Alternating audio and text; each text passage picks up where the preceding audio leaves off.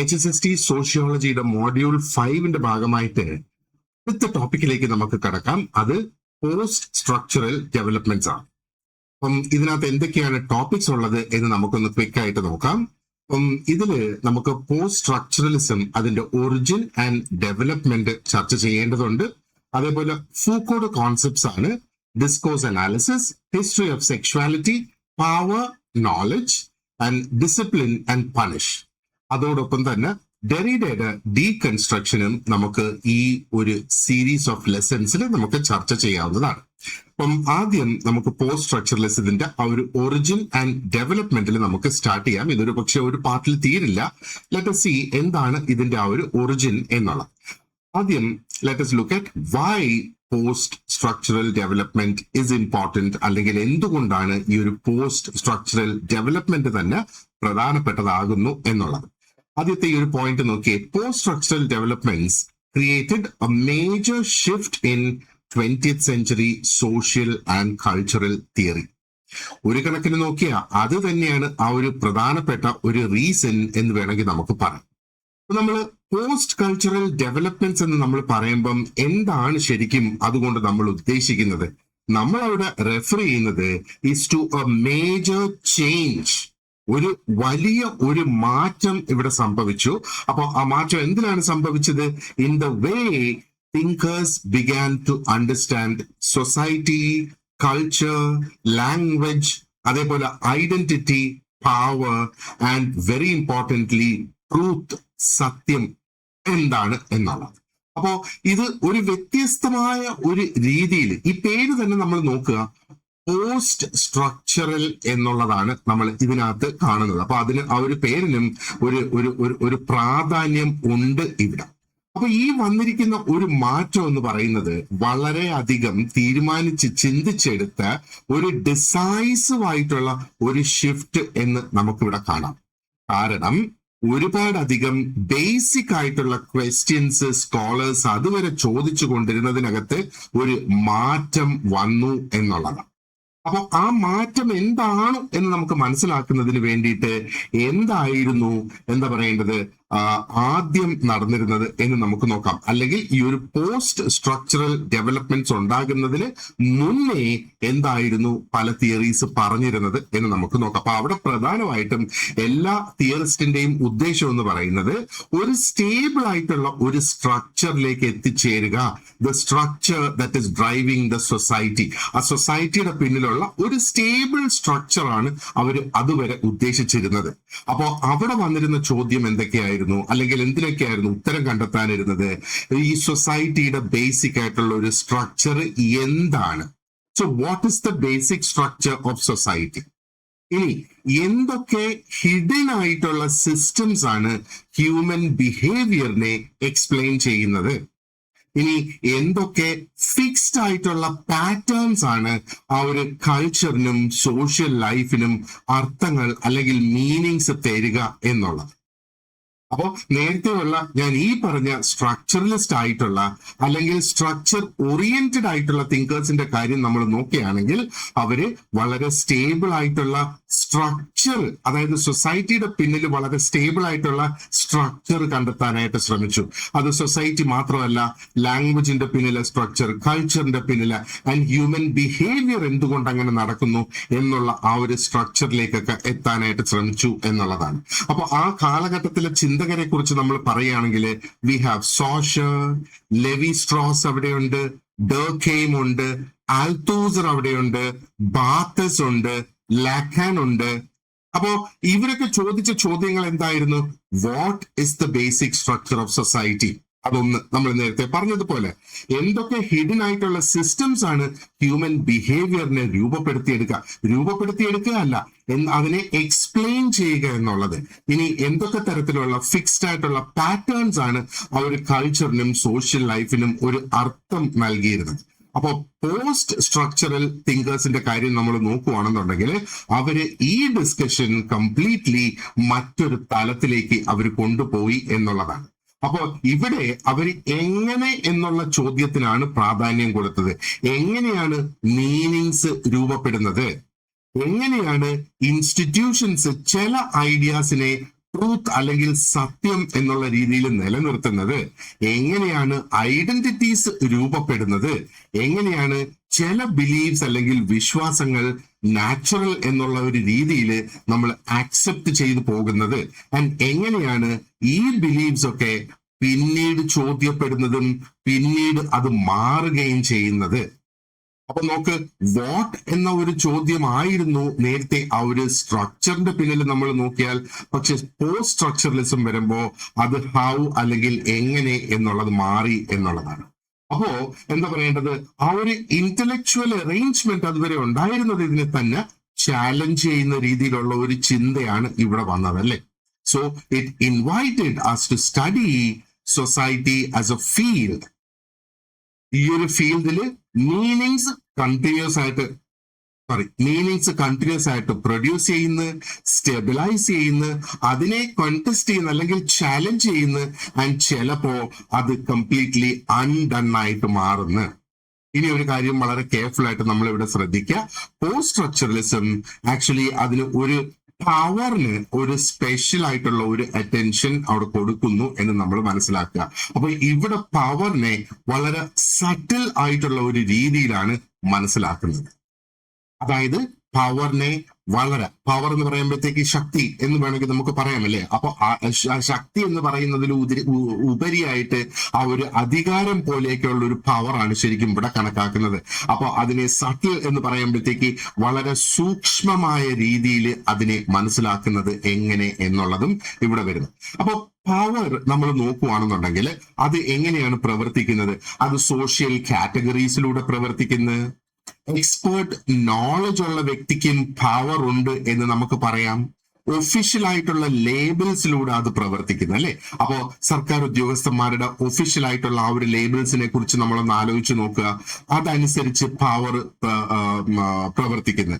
ഇനി educational സിസ്റ്റംസിലൂടെ power പ്രവർത്തിക്കുന്നു, medical എക്സ്പ്ലനേഷൻസിലൂടെ power പ്രവർത്തിക്കുന്നു, ലീഗൽ ക്ലാസിഫിക്കേഷൻസിലൂടെ പവർ പ്രവർത്തിക്കുന്നു. അതേപോലെ നമുക്കറിയാം കൾച്ചറൽ നോംസ് നമുക്ക് സമൂഹത്തിലുണ്ട്. ഈ നോംസിലൂടെയും പവർ പ്രവർത്തിക്കുന്നു എന്നുള്ളതാണ്. അപ്പോ ഒരു എക്സാമ്പിൾ ഇവിടെ പറയാനാണെന്നുണ്ടെങ്കിൽ, ഒരു സൊസൈറ്റി ചില ബിഹേവിയറിനെ, ചില പെരുമാറ്റങ്ങളെ നോർമൽ അല്ലെങ്കിൽ ചില പെരുമാറ്റങ്ങളെ അബ്നോർമൽ എന്ന് വിളിക്കുമ്പോ അവിടെ തന്നെ പവർ ഓൾറെഡി പ്രവർത്തിക്കുന്നു, അല്ലേ? അപ്പൊ ഇത് നോർമൽ എന്ന് പറയുക, മറ്റു ചിലത് അബ്നോർമൽ എന്ന് പറയുക.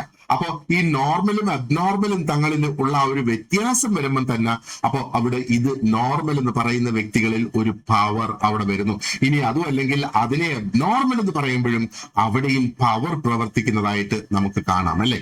ഇനി എക്സ്പേർട്ട് ആയിട്ടുള്ള വ്യക്തികൾ എന്താണ് ആക്സെപ്റ്റബിൾ അല്ലെങ്കിൽ എന്താണ് അംഗീകരിക്കപ്പെടേണ്ടത് എന്ന് ഡിഫൈൻ ചെയ്യുമ്പോൾ, അല്ലെ, എന്താണ് ഹെൽത്തി എന്ന് പറയുന്നത്, അല്ലെ?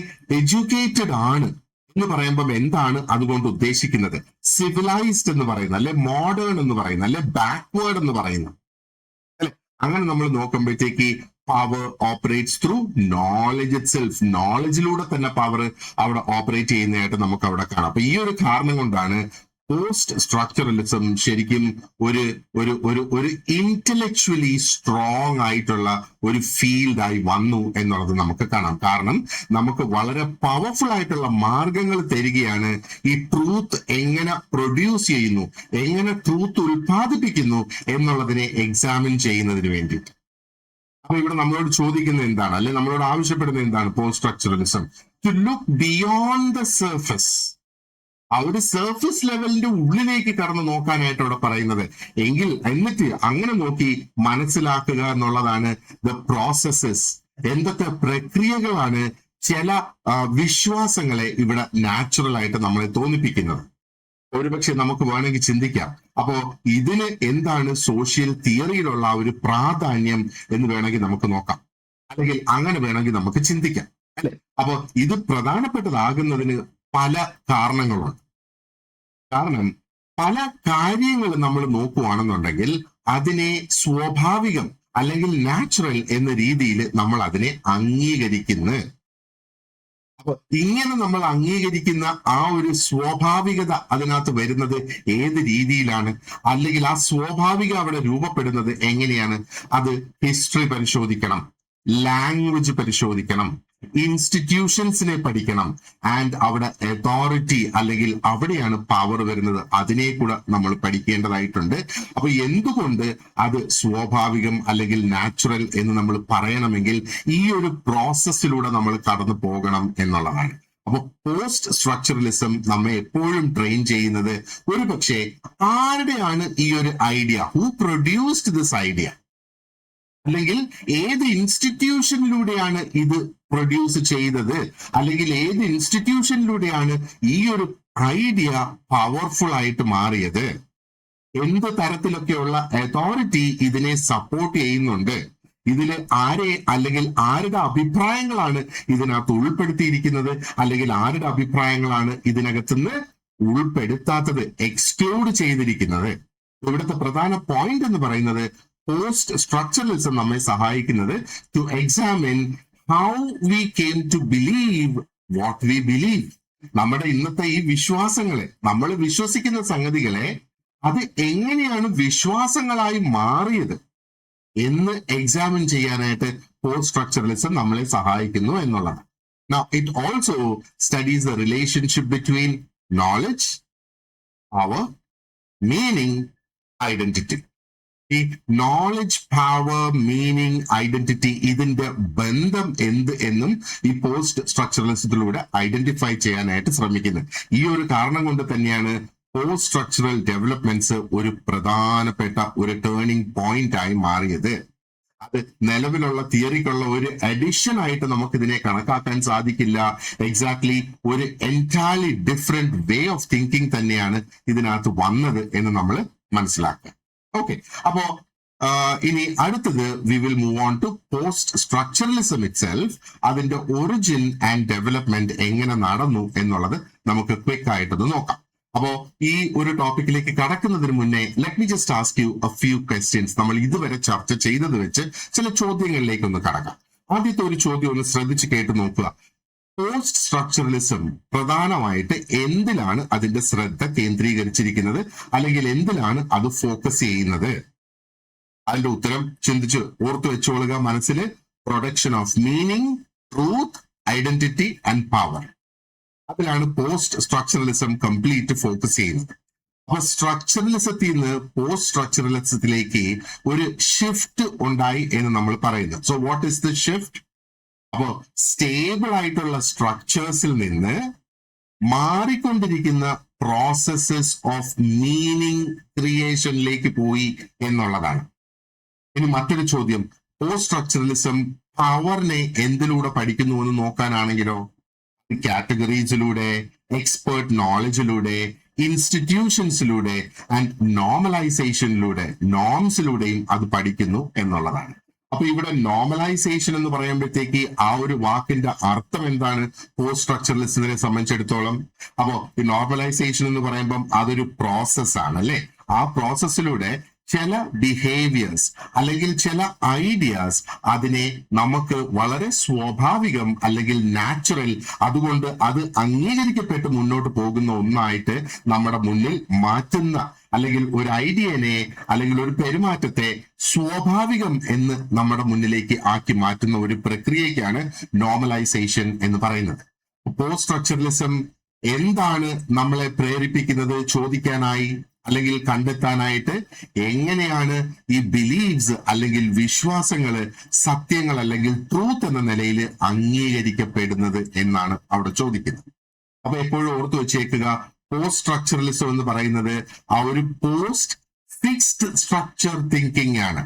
അപ്പോ ആ ഒരു ഫിക്സ്ഡ് ആയിട്ടുള്ള സ്ട്രക്ചർ ഉണ്ട് എന്നുള്ള ചിന്താഗതിക്ക് ശേഷം വന്നതാണ് പോസ്റ്റ് സ്ട്രക്ചറലിസം. ആ ഒരു ഫിക്സ്ഡ് ആയിട്ടുള്ള സ്ട്രക്ചേഴ്സിനും അപ്പുറത്തേക്ക് പോകുന്നു എന്നുള്ളതാണ്. അപ്പൊ ഇവിടുത്തെ കീവേഡ്സ് നമ്മൾ ഓർത്ത് വെക്കേണ്ടത്, ഒന്ന് മീനിങ്, മറ്റൊന്ന് പവർ, മറ്റൊന്ന് ട്രൂത്ത്, പിന്നൊന്ന് ഐഡന്റിറ്റി, പിന്നൊന്ന് നോളജ്.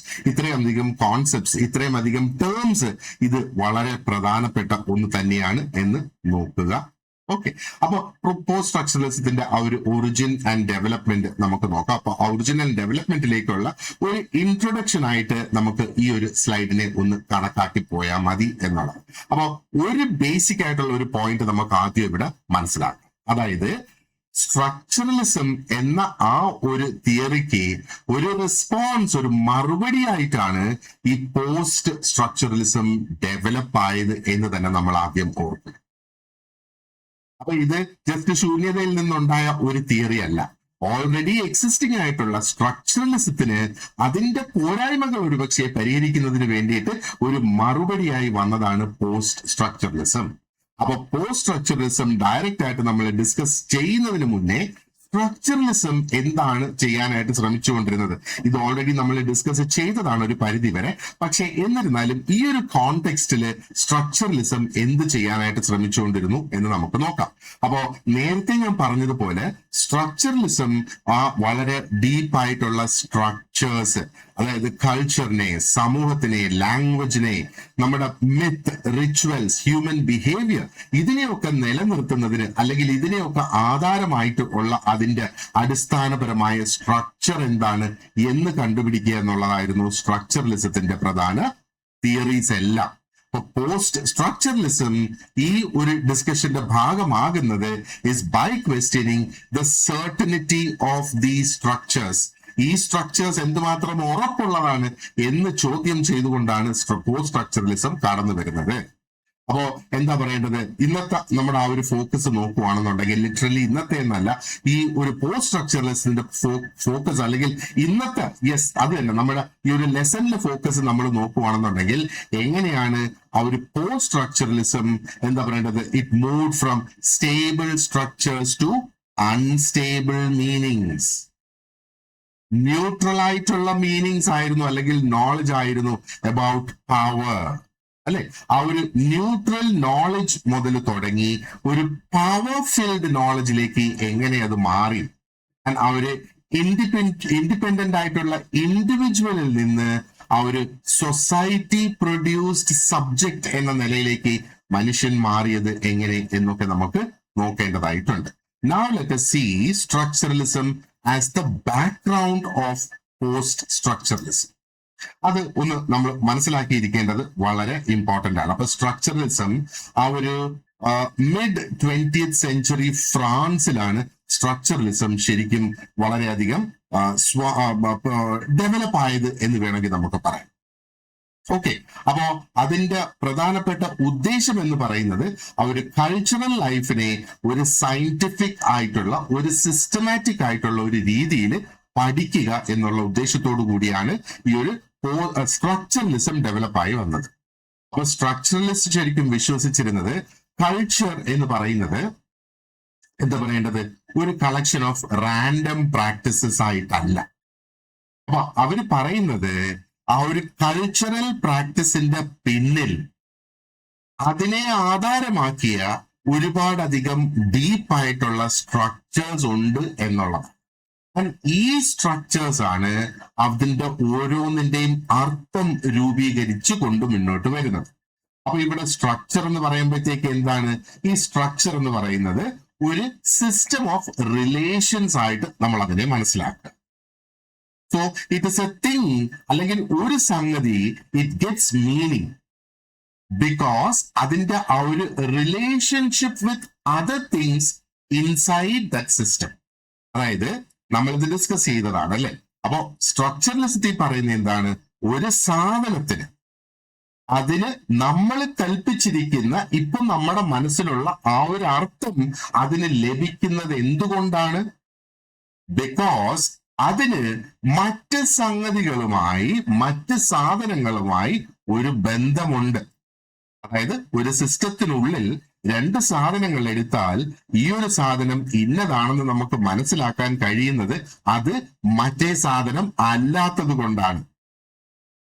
ഉദാഹരണത്തിന് നമുക്കൊരു ബുക്കിനെ ബുക്ക് എന്ന് മനസ്സിലാക്കാനും ഒരു കണ്ണാടിയെ ഒരു റീഡിംഗ് ഗ്ലാസസ് എന്ന് മനസ്സിലാക്കാനും സാധിക്കുന്നത് ഇതിന്റെ ആ ഒരു റിലേഷൻ. എന്താണ് ഇവിടുത്തെ ആ ഒരു റിലേഷൻ? ബുക്ക് എന്ന് പറഞ്ഞാൽ കണ്ണാടി അല്ലല്ലോ നമ്മുടെ മനസ്സിൽ വരിക, അല്ലെ കണ്ണാടി എന്ന് പറഞ്ഞാൽ ബുക്ക് അല്ലല്ലോ അതുകൊണ്ട് ഉദ്ദേശിക്കുന്നത്. ആ ഒരു റിലേഷനെയാണ് ഇവിടെ പറയുന്നത്. അപ്പോ സ്ട്രക്ചറലിസം കണ്ടുപിടിക്കാൻ ശ്രമിച്ചത് what is the hidden system behind A myth. ഒരു മിത്ത് ആയിട്ടുള്ള ഒരു സംഗതി, അതിന്റെ പിന്നിൽ ഒരു സിസ്റ്റം ഉണ്ട്. അതുകൊണ്ടാണല്ലോ അത് മിത്ത് ആയിട്ട് അവിടെ നിൽക്കുന്നത്. ആൻഡ് അത് ഒളിഞ്ഞു കിടക്കുകയാണ്. എന്താണ് ഈ ഒളിഞ്ഞു കിടക്കുന്ന സിസ്റ്റം? ഇനി ഒരു റിച്വലിന്റെ പിന്നിലെ സ്ട്രക്ചർ എന്താണ്? നമ്മൾ ഒരു സംഗതി ഒരു പ്രത്യേക രീതിയിൽ നമ്മൾ ചെയ്യുന്നു എന്ന് വിചാരിക്കാം, അല്ലെ? അതിനെയാണ് ഒരു റിച്വൽ എന്ന് പറയുന്നത്. അപ്പൊ അതിന്റെ പിന്നിലെ സ്ട്രക്ചർ എന്താണ്? ഈ കിൻഷിപ്പ് എങ്ങനെയാണ് രൂപപ്പെട്ടിരിക്കുന്നത്? ഇനി നമ്മുടെ ഒരു ലിറ്റററി ടെക്സ്റ്റ് എടുക്കുക, അല്ലെ ഒരു പുസ്തകം ആരെങ്കിലും എഴുതിയത് എടുക്കുക, അതിനെ എന്ത് റൂൾസ് ആണ് എന്താ പറയേണ്ടത്, അല്ലെങ്കിൽ എന്ത് പാറ്റേൺ ആണ് ആ ഒരു ടെക്സ്റ്റിനെ, ലിറ്റററി ടെക്സ്റ്റിനെ രൂപപ്പെടുത്തുന്നത്? So that we call it as A literary text. അപ്പൊ അങ്ങനെ നമ്മൾ നോക്കുമ്പോഴത്തേക്ക് ഈ ഒരു പ്രവണത സ്ട്രക്ചറലിസത്തിനെ വളരെയധികം അട്രാക്റ്റീവ് ആയിട്ട് മാറ്റി. കാരണം ഇത് ഉപയോഗിച്ച് സ്കോളേഴ്സിന് ഒരു മെത്തേഡ് ഉണ്ടാക്കാനായിട്ട് സാധിച്ചു, അല്ലെങ്കിൽ ഈ ഒരു മെത്തേഡ് ഉപയോഗിച്ച് they were able to study culture with order, clarity and rigour. കൾച്ചറിനെ വളരെ കൃത്യമായിട്ട് പഠിക്കാനായിട്ട് സാധിച്ചു എന്നുള്ളതാണ്. Now, let us also quickly discuss the linguistic inspiration of structuralism. സ്ട്രക്ചറലിസത്തിന് ആ ഒരു ലിംഗ്വിസ്റ്റിക് അല്ലെങ്കിൽ ലിംഗ്വിസ്റ്റിക്സിന്റെ ഒരു ഇൻസ്പിറേഷൻ വന്നു എന്നുള്ളതാണ്. ലിംഗ്വിസ്റ്റിക്സ് എന്ന് പറയുമ്പോഴത്തേക്ക് അതെന്താണ്? It is the study of language എന്ന് ബേസിക്കലി നമുക്ക് വേണമെങ്കിൽ നമുക്ക് പറയാം. അപ്പൊ സ്ട്രക്ചറലിസ്റ്റിനെ സ്വാധീനിച്ച ഒരു പ്രധാനപ്പെട്ട ഐഡിയയാണ്, അതായത് ലാംഗ്വേജില് അർത്ഥങ്ങൾ ഉണ്ടാകുന്നത് ഈസ് ത്രൂ ഡിഫറൻസസ്. ഞാൻ നേരത്തെ പറഞ്ഞതുപോലെ ആ വ്യത്യാസങ്ങൾ ഉള്ളത് കൊണ്ടാണ് ലാംഗ്വേജ് നമ്മൾ ഉപയോഗിക്കുമ്പം ഓരോ വാക്കിനും അർത്ഥങ്ങൾ വരുന്നത്. ഒരു വാക്കിനെ നമ്മൾ തനിയെ എടുക്കുകയാണെങ്കിൽ ആ വാക്കിനെ തനിയെ നിർത്തിക്കൊണ്ട് അതിന് ഒരു അർത്ഥം ഇല്ല എന്നുള്ളതാണ് ആ ഒരു സ്ട്രക്ചറൽ ലിംഗ്വിസ്റ്റിക്സിൽ നമ്മൾ പഠിക്കുന്നത്. അത് അർത്ഥവത്താകുന്നത് എന്താണ്? Because it differs from other words within A language system. അപ്പൊ ആ ഒരു ലാംഗ്വേജ് സിസ്റ്റത്തില് അതിന് വ്യത്യസ്തമായ ഒരു അർത്ഥം ഉള്ളത് കൊണ്ടാണ്. നമ്മൾ തന്നെ ചിന്തിച്ചു നോക്കിയാൽ മതി. നമ്മുടെ മലയാളത്തില് നമ്മൾ ഒരു തരം പക്ഷിയെ നമ്മൾ കാക്ക എന്ന് വിളിക്കുന്നു, മറ്റൊരു തരം പക്ഷിയെ നമ്മൾ ഒരു പക്ഷേ ഒരു മൈന എന്ന് വിളിക്കുന്നു. അപ്പൊ ഈ മൈന എന്ന വാക്കിന് അർത്ഥം ഉണ്ടാകുന്നത് കാക്ക എന്നും കുരുവി എന്നും ഒക്കെയുള്ള മറ്റ് വാക്കുകൾ ഉള്ളത് കൊണ്ടാണ്. അതുകൊണ്ടാണ് ഇതിനെ നമുക്ക് വ്യത്യസ്തമാക്കാനായിട്ട് സാധിക്കുന്നത്. എന്നാൽ പക്ഷികൾ എന്ന വാക്ക് നമ്മൾ പറയുമ്പോൾ അതിനെ ആ ഒരു പക്ഷിയുടെ ഉള്ളിലെ സർക്കിൾ എടുത്തു കഴിഞ്ഞാൽ, അപ്പൊ പക്ഷി എന്ന ആ ഒരു വാക്ക് പറയുമ്പോൾ നമ്മൾ അതിൽ നിന്ന് മനസ്സിലാക്കുന്നത് എന്താണ്? ഇത് ഒരു എന്താ പറയേണ്ടത്, ഒരു നാൽക്കാലി അല്ല, ഇതിന് പറക്കാൻ കഴിവുള്ള എന്തോ ഒരു മൃഗമാണ് പക്ഷി എന്ന രീതിയിൽ നമുക്ക് ആ ഒരു അർത്ഥം നമ്മളിൽ വരുന്നു, അല്ലെ? അപ്പോ പക്ഷി എന്ന് പറയുമ്പോൾ നമ്മുടെ മനസ്സിൽ ഒരു ആടോ ഒരു നായോ ഒന്നും വരില്ലല്ലോ. പക്ഷി എന്ന് പറയുമ്പോഴത്തേക്ക് ചിറകടിച്ച് പറന്നു പോകുന്ന ഒരു സംഗതിയായിട്ടാണ് നമ്മുടെ ഇതിൽ വരിക. അതേപോലെ പകൽ എന്ന വാക്കിന് അർത്ഥം ഉണ്ടാകുന്നത് എന്തുകൊണ്ടാ?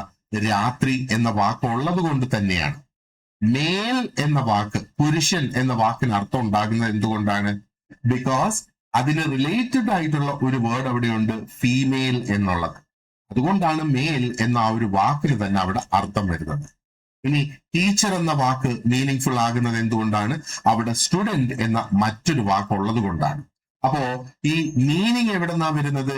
ആ ഒരു വാക്കിന്റെ പൊസിഷൻ, ആ ഒരു സിസ്റ്റത്തില്, ആ ഒരു ലാംഗ്വേജ് സിസ്റ്റത്തില് ആ വാക്കിന്റെ പൊസിഷൻ അനുസരിച്ച്. അപ്പൊ ഇത് വളരെ പവർഫുൾ ആയിട്ടുള്ള ഒരു ഐഡിയ ആണ്. ഈ ഐഡിയ സ്ട്രക്ചറലിസ്റ്റ് എടുത്ത് അവര് ഈ ഒരു ലിംഗ്വിസ്റ്റിക് മോഡൽ അവര് കൾച്ചറിൽ കൊണ്ട് അപ്ലൈ ചെയ്തു എന്നുള്ളത്. ഇനി നേരെ മറിച്ച് കൾച്ചറിനെ കുറിച്ച് ഇതേ മോഡലിൽ ഒന്ന് ചിന്തിച്ചു നോക്കിയേ. അവർ പറയുന്നത് കൾച്ചറിനെയും നമുക്കൊരു ലാംഗ്വേജ് പോലെ വായിക്കാം എന്നുള്ളതാണ്. അപ്പൊ ഒരു ലാംഗ്വേജിന് എങ്ങനെയാണോ റൂൾസും റിലേഷൻസും ഉള്ളത്, അതേപോലെ തന്നെ കൾച്ചറൽ പ്രാക്ടീസസിനും റൂൾസ് ഉണ്ട്, ഒപ്പോസിഷൻസ് ഉണ്ട്, അതിന് പാറ്റേൺസ് ഉണ്ട് എന്ന് സ്ട്രക്ചറലിസ്റ്റ് പറയും. അപ്പൊ നമ്മൾ സ്ട്രക്ചറലിസം പഠിക്കുമ്പോൾ ഒരു കാര്യം നമ്മൾ കൃത്യമായിട്ട് ഓർത്തു വെക്കേണ്ടത്, ലാംഗ്വേജ് അവർ കൾച്ചറിനെ മനസ്സിലാക്കുന്ന ഒരു മോഡലായിട്ടാണ് ഇതിനകത്ത് ഉപയോഗിച്ചിട്ടുള്ളത്. ഇനി എന്തായിരുന്നു സ്ട്രക്ചറലിസത്തിന്റെ ആ ഒരു പ്രധാന ആർഗ്യുമെന്റ്സ് എന്ന് പറയുന്നത്? കുറെ അധികം ആർഗ്യുമെന്റ്സ് ഉണ്ടായിരുന്നു. അപ്പൊ ആദ്യം സ്ട്രക്ചറലിസം ആക്ച്വലി ആ ഒരു ഇൻഡിവിജ്വൽ ഇന്റൻഷന്, ഒരു വ്യക്തിക്കുള്ള ഉദ്ദേശത്തിന് വളരെ ചെറിയ പ്രാധാന്യം അല്ലെങ്കിൽ പ്രാധാന്യം തന്നെ കൊടുത്തിരുന്നില്ല എന്ന് വേണമെങ്കിൽ നമുക്ക് പറയാം. അപ്പൊ ഒരു വ്യക്തി എന്ന നിലയിൽ ഒരു വ്യക്തിക്ക് ഒരുപക്ഷെ തോന്നാം he or she is freely speaking, അല്ലെങ്കിൽ ആ ഒരു വ്യക്തിയുടെ ആഗ്രഹങ്ങളോ ചിന്തകളോ അനുസരിച്ച് ഫ്രീ ആയിട്ട് ആ ഒരു വ്യക്തി സംസാരിക്കുന്നു എന്ന് നമുക്ക് നോക്കാം, എന്ന് വിചാരിക്കാം എന്ന് വെച്ചോളൂ. പക്ഷെ സ്ട്രക്ചറലിസം പറയുന്ന എന്താണ്? ആ ഒരു വ്യക്തി ആ ഒരു ലാംഗ്വേജ് സിസ്റ്റത്തിന്റെ ഉള്ളിലുള്ള സയൻസ് ഉപയോഗിച്ചാണ് ആ ഒരു വ്യക്തി അവിടെ സംസാരിക്കുന്നത്. ഒരു പക്ഷെ ആ വ്യക്തിക്ക് അറിയില്ലായിരിക്കാം. ആ ഒരു ലാംഗ്വേജിന് ഓൾറെഡി ഒരു സിസ്റ്റം ഉണ്ട്. ഞാനിപ്പോ പറയുന്നത് ഞാൻ വളരെ ഫ്രീ ആയിട്ട് എനിക്ക് തോന്നിയതല്ല ഞാൻ പറയുന്നു എന്ന് ഞാൻ പറയുന്നു. പക്ഷെ എനിക്ക് തോന്നിയത് ഞാൻ പറയാൻ തന്നെ എനിക്ക് പറ്റുന്ന എന്തുകൊണ്ടാണ്? അവിടെ ഓൾറെഡി ഒരു സിസ്റ്റം ഉണ്ട്. അതായത് ആ ലാംഗ്വേജ് എന്ന സിസ്റ്റം ഉണ്ട്, അതിനുള്ളിൽ സയൻസ് ഉണ്ട്, സയൻസ് അടയാളങ്ങളുണ്ട്. അത് ഉപയോഗിച്ചാണ് ഞാൻ എനിക്ക് തോന്നിയതുപോലെ പറയുന്നത്. അപ്പൊ actually I'm still within the system. ഇനി നമ്മൾ ലാംഗ്വേജിനെ കുറിച്ചൊന്ന് ആലോചിച്ച് നോക്കിയേ. We did not invent language individually, അല്ലെ? നമ്മൾ ഓരോരുത്തരും ഓരോ സമയത്ത് നമ്മൾ സംസാരിക്കുമ്പോ നമ്മൾ അത് ആ ഒരു ലാംഗ്വേജ് ഇൻവെന്റ് ചെയ്തല്ല നമ്മൾ സംസാരിക്കുന്നത്. നമ്മൾ ഓൾറെഡി എക്സിസ്റ്റിംഗ് ആയിട്ടുള്ള ഒരു ലാംഗ്വേജ് സിസ്റ്റം അങ്ങ് ഉപയോഗിക്കുന്നു എന്നുള്ളതാണ്. ഈ ഒരു സിസ്റ്റമാണ് നമുക്ക് വാക്കുകൾ തരുന്നത്, ഗ്രാമർ തരുന്നത്, അർത്ഥങ്ങൾ തരുന്നത്, അതേപോലെ ഒരുപാടധികം റൂൾസും ഉണ്ടല്ലേ ആ ഒരു ലാംഗ്വേജ് എങ്ങനെ ഉപയോഗിക്കണം എന്നുള്ളത്. ഈ ഐഡിയ സ്ട്രക്ചറലിസ്റ്റ് എടുത്ത് കൾച്ചറിലേക്ക് അപ്ലൈ ചെയ്തു എന്നുള്ളതാണ്. അപ്പൊ അവർ പറയുന്നത് മെത്തുകളായിരുന്നാലും കിൻഷിപ്പ് സിസ്റ്റം ആയിരുന്നാലും ലിറ്റററി ടെക്സ്റ്റുകളായിരുന്നാലും ഇനി റിച്വൽസ് ആയിരുന്നാലും ശരി, നമ്മൾ ഏത് വിധേന ലാംഗ്വേജിനെ പഠിക്കുന്നോ സ്ട്രക്ചറലിസത്തില് അതേ രീതിയിൽ പഠിക്കാം എന്നുള്ളതാണ്. കാരണം ഈ എല്ലാ തരം പ്രാക്ടീസസിനും ഹിഡൻ ആയിട്ടുള്ള റൂൾസും ഉണ്ട്, അതിന് ഓപ്പോസിഷൻസും ഉണ്ട്, അതിന് ഓപ്പോസിറ്റ്സും ഉണ്ട്. ഉദാഹരണത്തിന് ഒരുപാടധികം മിത്തുകൾ നമ്മൾ എടുക്കുകയാണെന്നുണ്ടെങ്കിൽ ഈ മിത്തൊക്കെ രൂപപ്പെടുത്തി എടുത്തിരിക്കുന്നത് എങ്ങനെയാണ്? അതിന്റെ ഓപ്പോസിഷൻസ് ഉപയോഗിച്ചാണ് ആ മിത്തിനെ തന്നെ രൂപപ്പെടുത്തി എടുത്തിരിക്കുന്നത്, അല്ലെ? ഉദാഹരണം, life and death, nature and culture, purity and pollution, hero, villain. ഇങ്ങനെയൊക്കെയുള്ള കോൺസെപ്റ്റ്സ് നമ്മൾ മനസ്സിലാക്കുന്നത് തന്നെ അതിന് ഓപ്പോസിഷൻസ് ഉള്ളതുകൊണ്ടാണ്. അപ്പോ ഈ ഒരു സ്ട്രക്ചറലിസ്റ്റ് ഐഡിയ എന്ന് പറയുന്നത് മീനിങ് പ്രൊഡ്യൂസ് ചെയ്യുന്നത് എങ്ങനെയാണ്? By position within a structure. ആ ഒരു സ്ട്രക്ചറിന്റെ ഉള്ളില് അതിന് ഒരു സ്ഥാനം ഉള്ളത് കൊണ്ടാണ് അവിടെ അർത്ഥം ഉണ്ടാകുന്നത് എന്നാണ് പറയുന്നത്. അപ്പോ ഒരു കൾച്ചറൽ പ്രാക്ടീസിനെ നമ്മൾ മനസ്സിലാക്കണമെങ്കിൽ ആദ്യം നമ്മൾ ഐഡന്റിഫൈ ചെയ്യേണ്ടത് അതിനെ രൂപപ്പെടുത്തി അല്ലെങ്കിൽ അതിനെ ഓർഗനൈസ് ചെയ്തെടുത്തിരിക്കുന്ന ആ ഒരു സിസ്റ്റത്തെ മനസ്സിലാക്കണമെന്നാണ് സ്ട്രക്ചറലിസം പറയുന്നത്. വാട്ട് ഈസ് ദി അപ്പീൽ അല്ലെങ്കിൽ what are the benefits of structuralism എന്നുള്ളതും കൂടെ നമുക്കൊന്ന് നോക്കാം, അല്ലെങ്കിൽ എന്തുകൊണ്ട് സ്ട്രക്ചറലിസം വളരെ ഇൻഫ്ലുവൻഷ്യൽ ആയിട്ട് മാറി എന്നുള്ളത്. ഓക്കെ, അപ്പോ സ്കോളേഴ്സിന് ഞാൻ നേരത്തെ പറഞ്ഞതുപോലെ വളരെ സിസ്റ്റമാറ്റിക് ആയിട്ടുള്ള ഒരു മെത്തേഡാണ് സ്ട്രക്ചറലിസത്തിലൂടെ ലഭിച്ചത്, പ്രത്യേകിച്ചും ആ ഒരു കൾച്ചറിനെ അനലൈസ് ചെയ്യുന്നത്. സ്ട്രക്ചറലിസത്തിന് മുന്നേ നമ്മൾ നോക്കുകയാണെന്നുണ്ടെങ്കിൽ ആൾക്കാർ കൾച്ചറിനെ എങ്ങനെയായിരുന്നു എക്സ്പ്ലെയിൻ ചെയ്തിരുന്നത്? അത് ഹ്യൂമൻ നേച്ചർ അല്ലെങ്കിൽ ഒരു ഇൻഡിവിജ്വലിന്റെ ജീനിയസ് ആയിട്ടാണ് അതിനെ എക്സ്പ്ലെയിൻ ചെയ്തുകൊണ്ടിരുന്നത്. ഉദാഹരണത്തിന് ഒരു പോയം, ഒരു കവിത എടുക്കുകയാണെങ്കിൽ that could be explained only through the genius of A poet. ആ ഒരു പോയറ്റിന്റെ ബുദ്ധി അനുസരിച്ചാണ് ആ ഒരു കവിത അങ്ങനെ വന്നതിനെ നമ്മൾ അത് ആ ഒരു പോയറ്റിന്റെ കഴിവ് എന്ന് പറയുന്നത്. അപ്പൊ ഇവിടെ ഒരു ചടങ്ങ് അല്ലെങ്കിൽ ഒരു റിച്വൽ നമ്മൾ എടുക്കുകയാണെന്നുണ്ടെങ്കിൽ അതിനെ ആ ഒരു കമ്മ്യൂണിറ്റിയുടെ ആവശ്യകത അല്ലെങ്കിൽ ആ ഒരു കമ്മ്യൂണിറ്റിയുടെ ഒരു നടപടി, ഒരു ഇൻസ്റ്റിങ്ക്റ്റ് എന്ന നിലയിലാണ് നമ്മൾ അതിനെ എക്സ്പ്ലെയിൻ ചെയ്തുകൊണ്ടിരുന്നത്. അപ്പൊ അങ്ങനെ ഇരുന്ന ഒരു കാലഘട്ടത്തിലാണ് സ്ട്രക്ചറലിസം കടന്നു വന്നിട്ട് കുറെ കൂടെ ഓർഗനൈസ്ഡ് ആയിട്ടുള്ള ഒരു അപ്രോച്ച് ഇവിടെ കൊടുത്തത്. അപ്പൊ സ്ട്രക്ചറലിസം പറഞ്ഞു, ലുക്ക്, ഇത് ഒരു വ്യക്തിയുടെ ചിന്തയോ ഒരു വ്യക്തിയുടെ ബുദ്ധിയോ അല്ല, ഇതിന് റൂൾസ് ഉണ്ട്, ഇതിന് റിലേഷൻസ് ഉണ്ട് ആൻഡ് ഇതിന്റെ പിന്നിൽ സ്ട്രക്ചേഴ്സ് ഉണ്ട്. അതുകൊണ്ടാണ് ഇവിടെ മീനിങ് തന്നെ പോസിബിൾ ആകുന്നത്. അപ്പൊ ഇത് വളരെ പ്രധാനപ്പെട്ട ഒരു ഷിഫ്റ്റ് ആയിട്ട് വന്നല്ലേ. അപ്പൊ സ്കോളേഴ്സിന് കൾച്ചറിനെ വളരെയധികം സീരിയസ് ആയിട്ട് അവർക്ക് പഠിക്കാനായിട്ട് സാധിച്ചു. അപ്പൊ സീരിയസ്നെസ് എന്ന് നമ്മൾ പറയുമ്പോൾ ഒരു സയന്റിഫിക് അനാലിസിസ് പോലെ തന്നെ അതിനെ പഠിക്കാനായിട്ട് സാധിച്ചു എന്നുള്ളതാണ്. അപ്പോ സ്ട്രക്ചറലിസം വളരെ പവർഫുൾ ആയത് is because it gave intellectual discipline to the study of culture. Structuralism powerful ആയത് എന്തുകൊണ്ടാണ്? അത് ഒരു ഇന്റലക്ച്വൽ ഡിസിപ്ലിൻ അതിന് നൽകാനായിട്ട് സാധിച്ചു കൾച്ചറിന്റെ പഠനത്തില്. Now let us move on to emergence of post structuralism. ഏകദേശം ചെറിയൊരു രീതിയിൽ നമ്മൾ ഇത് ഈ ഒരു ലെസന്റെ തുടക്കത്തിൽ നമ്മൾ ഡിസ്കസ് ചെയ്തിട്ടുണ്ട്. ബട്ട് ലെറ്റ് us see എങ്ങനെയാണ് ആ ഒരു പോസ്റ്റ് സ്ട്രക്ചറലിസം എമേർജ് ആയത് എന്ന്. അപ്പോ നേരത്തെ ഞാൻ പറഞ്ഞതുപോലെ കുറേയധികം സ്കോളേഴ്സിന് ഒരു പെർട്ടിക്കുലർ കാലഘട്ടത്തില് ആ സ്ട്രക്ചറലിസവുമായിട്ട് അവര് സാറ്റിസ്ഫൈഡ് അല്ലാതെ ആയി എന്നുള്ളതാണ്. അപ്പോ സ്ട്രക്ചറലിസം പ്രോമിസ് ചെയ്തിരുന്ന എന്താണ്? സ്റ്റേബിൾ ആയിട്ടുള്ള സിസ്റ്റംസും ഡീപ്പ് ആയിട്ടുള്ള സ്ട്രക്ചേഴ്സും വന്നു. അപ്പൊ ഇവിടെ എല്ലാത്തിനും ഒരു ക്രമമുണ്ട് എന്നുള്ള ഒരു ധാരണ അവിടെ നൽകാനായിട്ട് സാധിച്ചു എന്നുള്ളതാണ്. പോസ്റ്റ് സ്ട്രക്ചറൽ തിങ്കേഴ്സ് അവർ ചോദിച്ചെന്ന് പറയുന്നത് ഈ സ്ട്രക്ചേഴ്സ് സ്റ്റേബിൾ ആണെന്ന് പറയുന്നു, പക്ഷെ ശരിക്കും അത് സ്റ്റേബിൾ ആണോ? നമുക്ക് അർത്ഥം അല്ലെങ്കിൽ മീനിങ് എന്ന് പറയുന്നതിനെ ഇത്ര കോൺഫിഡന്റ് ആയിട്ട് നമുക്ക് അതിനെ ഉറപ്പിച്ച് ഫിക്സ് ചെയ്ത് വെക്കാനായിട്ട് സാധിക്കുമോ? കൾച്ചറൽ ലൈഫിനെ നമുക്ക് ആ ഒരു ഡീപ്പ് സിസ്റ്റംസ് മാത്രം ഉപയോഗിച്ച് അതിനെ എക്സ്പ്ലെയിൻ ചെയ്യാനായിട്ട് സാധിക്കുമോ?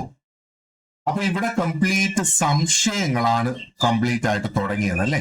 അപ്പോ they began to suspect that structuralismത്തിന്റെ promise of stable underlying systems was too confident. അപ്പൊ സ്ട്രക്ചറലിസത്തിന്റെ കോൺസെപ്റ്റ് എന്താണ്? എല്ലാ പ്രക്രിയക്കും പിന്നില് വളരെ സ്റ്റേബിൾ ആയിട്ടുള്ള ഒരു സിസ്റ്റം ഉണ്ടെന്നാണ് പറയുന്നത്.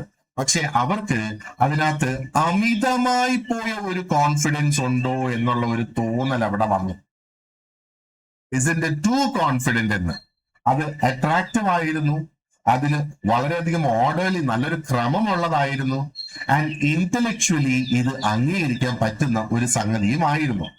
എന്നിരുന്നാലും പോസ്റ്റ് സ്ട്രക്ചറലിസത്തിന്റെ ഒരു ആർഗ്യുമെന്റ് എന്ന് പറയുന്നത് മീനിങ് ആയിരുന്നാലും നോളജ് ആയിരുന്നാലും ഐഡന്റിറ്റി ആയിരുന്നാലും കൂടുതലും അത് അൺസ്റ്റേബിൾ അല്ലേ ദാൻ ആ സ്ട്രക്ചറലിസം പറഞ്ഞിരുന്നതിനേക്കാളും സ്റ്റേബിൾ അല്ലല്ലോ നോളജ് അല്ലെങ്കിൽ മീനിങ് അല്ലെങ്കിൽ ഐഡന്റിറ്റി എന്നൊക്കെ പറയുമ്പോഴത്തേക്ക്. കാരണം അത് എല്ലാ കാലവും ഒരുപോലെ സ്റ്റേബിൾ ആയിട്ട് നിൽക്കാനായിട്ട് സാധിക്കില്ല. ഒരു ലിറ്ററൽ ഐഡന്റിറ്റി നമ്മൾ എടുത്തു നോക്കുക. ഒരു വ്യക്തി ഒരു മെഡിക്കൽ കോളേജിൽ പഠിക്കുന്ന MBBSനോ BDSനോ പഠിക്കുന്നു. പഠിച്ചു കഴിയുമ്പോൾ ആ വ്യക്തിയുടെ ഐഡന്റിറ്റി മാറുന്നില്ലേ? അതാണ് അവിടെ വന്ന ആ ഒരു സംശയം എന്ന് പറയുന്നത്. അപ്പോ ശരിക്കും പോസ്റ്റ് സ്ട്രക്ചറലിസം ഒരു ഒരു ഒരു എന്താ പറയേണ്ടത്, ആ സ്ട്രക്ചറലിസത്തിനെ തന്നെ റപ്ചർ ചെയ്ത് ചോദ്യം ചെയ്യുന്ന ഒരു സിസ്റ്റം ആയിട്ടാണ് പോസ്റ്റ് സ്ട്രക്ചറലിസം ഡെവലപ്പ് ചെയ്തത്. അവിടെ സ്ട്രക്ചറലിസത്തിന് ഒരു കണ്ടിന്യൂവേഷൻ വന്നില്ല, പകരം സ്ട്രക്ചറലിസത്തിനെ തന്നെ അതിന്റെ ഉള്ളിൽ നിന്നുകൊണ്ട് ചോദ്യം ചെയ്യാനായിട്ട് തുടങ്ങി എന്നുള്ളതാണ് നമ്മളിവിടെ മനസ്സിലാക്കേണ്ടത്. ഇനി സ്ട്രക്ചറലിസത്തിന്റെ കുറെ അധികം കോൺസെപ്റ്റ്സ് ഉണ്ട്. ഒന്ന് സ്റ്റെബിലിറ്റി എന്ന് പറയുന്നത്, അപ്പൊ സ്റ്റെബിലിറ്റിയെ ഇവിടെ സംശയിച്ചു. മറ്റൊന്ന് ന്യൂട്രാലിറ്റി എന്ന് പറയുന്നത്, ന്യൂട്രാലിറ്റിയെ ഇവിടെ സംശയിച്ചു. ഇനി യൂണിവേഴ്സാലിറ്റി എന്ന് പറയുന്ന ഒരു കോൺസെപ്റ്റും നമ്മൾ ഡിസ്കസ് ചെയ്തിട്ടുണ്ടായിരുന്നു, അതിനെ ഇവിടെ സംശയിക്കുന്നു. ആൻഡ് ഈ ഒരു സബ്ജക്ട് എന്ന് പോസ്റ്റ് സ്ട്രക്ചറലിസത്തിൽ പറയുന്നത് ഹ്യൂമൻ ബീങ്സിനെ തന്നെയാണ് സബ്ജക്ട് എന്ന് ഉദ്ദേശിക്കുന്നത്. ആ ഒരു സബ്ജക്ട് വ്യത്യസ്തമാകുന്നു എന്നുള്ളത്. അപ്പൊ ഇങ്ങനെയുള്ള കോൺസെപ്റ്റ്സ് അല്ലെങ്കിൽ ചോദ്യം ചെയ്യലിലൂടെ ഇങ്ങനെ അവർക്ക് നിരീക്ഷിക്കാനായിട്ട് സാധിച്ചു എന്നുള്ളതാണ്. അപ്പൊ അത് നമുക്ക് അടുത്ത പാർട്ടിൽ നമുക്ക് അത് ഡിസ്കസ് ചെയ്ത് ഈ ഒരു എന്താണ് പോസ്റ്റ് സ്ട്രക്ചറലിസം എന്നുള്ളത് വ്യക്തമായിട്ട് നമുക്ക് മനസ്സിലാക്കാം. Thank you very much for watching this lesson, and you have an excellent day ahead. See you in the next class.